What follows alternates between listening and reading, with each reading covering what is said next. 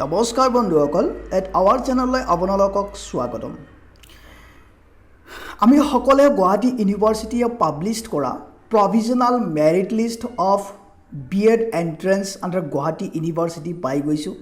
Even আমি ৰিভাইজড প্ৰভিজনাল merit list পাইছোঁ। বাট আমাৰ মনত এতিয়া প্ৰশ্ন এটা আছে, কাৰণ গুৱাহাটী ইউনিভাৰ্চিটিয়ে কৈছে যে আপোনালোকৰ এইখন লিষ্ট প্ৰভিজনাল হয়, ফাইনেল মেৰিট লিষ্ট নহয়। আৰু আমি দেখিব পাৰিছোঁ যে তাতে বহুত কেণ্ডিডেটৰ নাম আছে in provisional merit list. Okay, so' এতিয়া কথাটো হ'ল আপোনালোকৰ মনত প্ৰশ্ন আহিছে যে কোনবিলাক কেণ্ডিডেটে একচুৱেলি এডমিশ্যন পাব B Ed under Guwahati University for the session 2021-22। Cut off কিমান যাব? What will be the cut off percentage for general or other category? বা যিবিলাক বি এড এফিলিয়েটেড কলেজ আছে আণ্ডাৰ গুৱাহাটী ইউনিভাৰ্চিটি, সেই কলেজসমূহত এডমিশ্যন কেতিয়া আৰম্ভ হ'ব? এই প্ৰশ্নসমূহ আপোনালোকৰ মনত আহিব পাৰে। যিয়ে নহওক, এই গোটেইখিনি প্ৰশ্নৰ উত্তৰ মই আজি আপোনালোকক এই ভিডিঅ'টোত দিম। আপোনালোকে ভিডিঅ'টো শেষলৈকে চাব। চ' প্ৰথমতে চাওক, গুৱাহাটী ইউনিভাৰ্চিটিয়ে নটিচ এখন ইছ্যু কৰিছে to the affiliated college under Guwahati university. যিবিলাক বি এড এফিলিয়েটেড কলেজ আছে আণ্ডাৰ গুৱাহাটী ইউনিভাৰ্চিটি, তেখেতসকলৰ বাবে সেই নটিচখন আমি পঢ়িব লাগিব, আমি বুজিব লাগিব, তাৰপিছত আমাৰ বহুতখিনি বস্তু ক্লিয়াৰ হৈ যাব। চ' ইয়াতে আপোনালোকে নিশ্চয় চাব পাৰিছে notification for colleges. So' notification for colleges আমি ক্লিক কৰিম।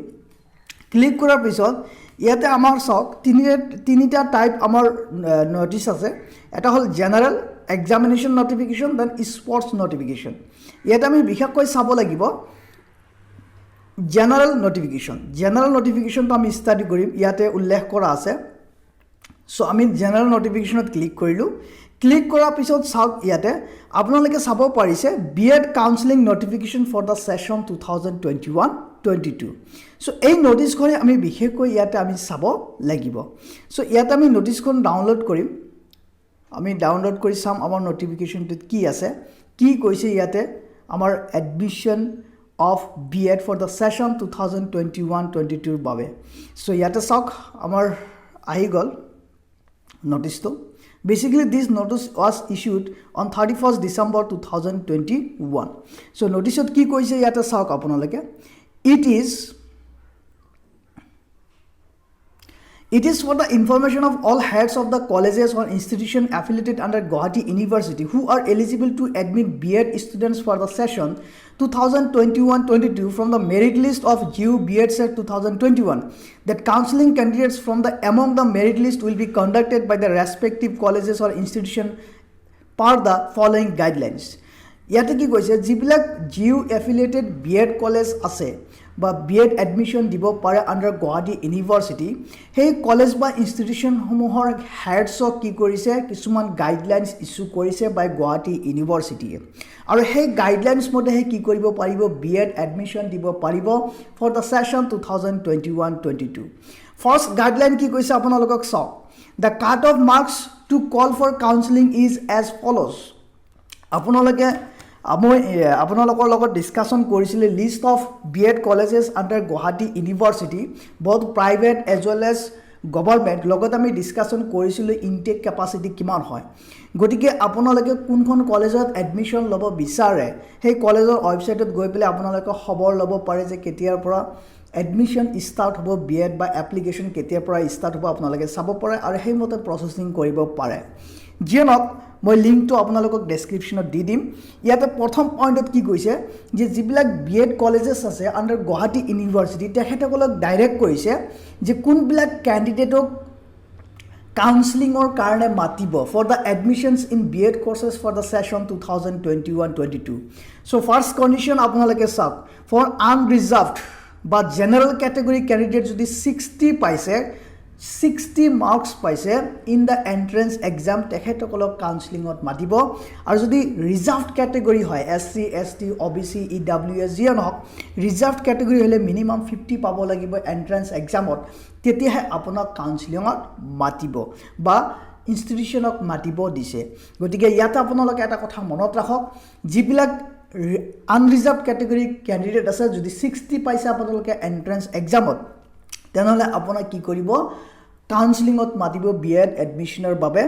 আৰু যদি আনৰিজাৰ্ভড কেটেগৰী হয় আপুনি SC ST OBC যিয়ে হওক আপুনি যদি 50 and more পাইছে in B.Ed entrance exam which is conducted by Guwahati University তেনেহলে আপোনাৰ কি কৰিব কাউন্সেলিংত মাতিব নেক্সট পইণ্টটো আপোনালোকে চাব ইয়াতে নেক্সট পইণ্টটো আপোনালোকক কি কৈছে number 2 colleges institution must consider the GU B.Ed Set 2021 final merit list for the selection candidates from among the applications received by the colleges or institution with proper verification of necessary documents as per NCTE rules so ইয়াতে কি কৈছে যিবিলাক B.Ed colleges আছে বা institution আছে তেখেতসকলে GU B.Ed Set 2021 যেটো final merit list আছে সেইখন কনসিডাৰ কৰিব লাগিব এডমিশনৰ বাবে বা যিখন এপ্লিকেশন ৰিসিভ কৰিব সো গুৱাহাটী ইউনিভাৰ্সিটি এতিয়া GU B.Ed Set 2021 final merit list publish কৰা নাই বাট ভেৰি সুন পাবলিশ কৰিব আৰু ফাইনাল মেৰিট লিষ্টৰ ওপৰত বেসিস কৰি প্লাই হে কি কৰিব B.Ed admissions দিব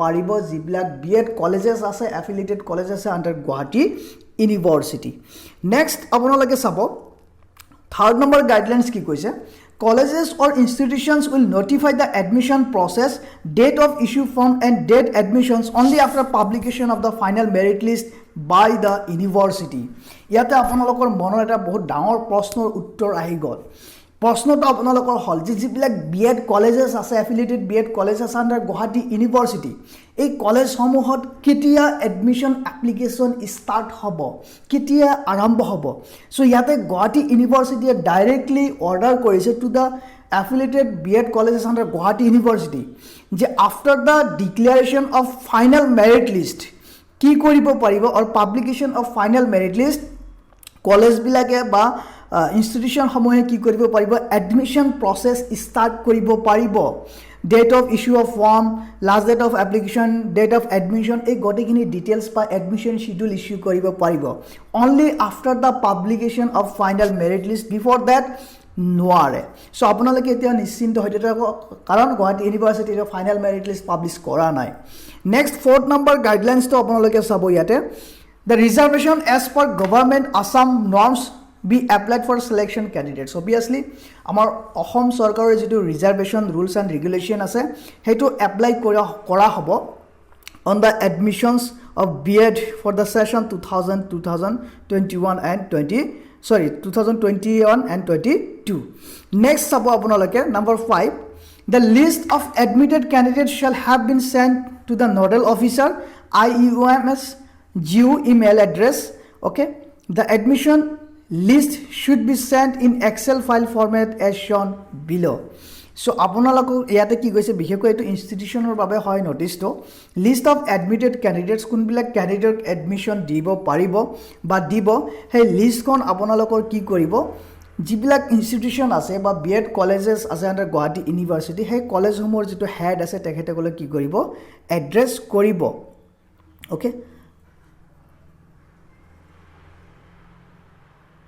বিশেষকৈ এই নোটিছটো 5 নম্বৰ পইণ্টটো আপোনালোকৰ বাবে নহয় এটো ইনষ্টিটিউচনৰ বাবে হয় প্ৰত্যেকটো এফিলিয়েটেড B.Ed কলেজে যিবিলাক ক্যান্ডিডেট এডমিশন দিব সেই ক্যান্ডিডেট সমূহৰ লিষ্টখন কি কৰিবলৈ গুৱাহাটী ইউনিভাৰ্সিটিত সেন্ড কৰিব লাগিব আৰু কেনেকৈ সেন্ড কৰিব লাগিব দিছে name of the college or institution then name of the candidate category online application number roll number of GU B.Ed Set and rank in GU B.Ed Set এখিনি ডিটেইলস এক্সেলত বনাই পেলাই পঠিয়াব লাগিব এটা আপোনালোকৰ বাবে বিশেষ কাৰণ নহয় বিশেষকৈ ইনষ্টিটিউচনৰ হেডৰ বাবে হয় সো ফ্ৰেন্ডস এই আছিল আমাৰ মোস্ট ইম্পৰ্টেন্ট ইনফৰমেশন খিনি আপোনালোকৰ বাবে হপ আপোনালোকৰ যিখিনি ডাউট আছিল regarding the B.Ed admissions counseling cut off then date of processing of online applications in B.Ed colleges date of admissions এই গটিখিনি আপোনালোকৰ কনসেপ্ট ক্লিয়াৰ হৈ গল আশা কৰো আপোনালোকৰ তথ্যখিনি ভাল লাগিছে যদি ভাল লাগিছে প্লিজ লাইক কৰিব শেয়াৰ কৰিব আপোনালোকৰ ফ্ৰেণ্ডছৰ লগত আৰু এতিয়ালৈকে যদি চেনেলটো সাবস্ক্ৰাইব কৰা নাই সাবস্ক্ৰাইব কৰিব ফৰ more updates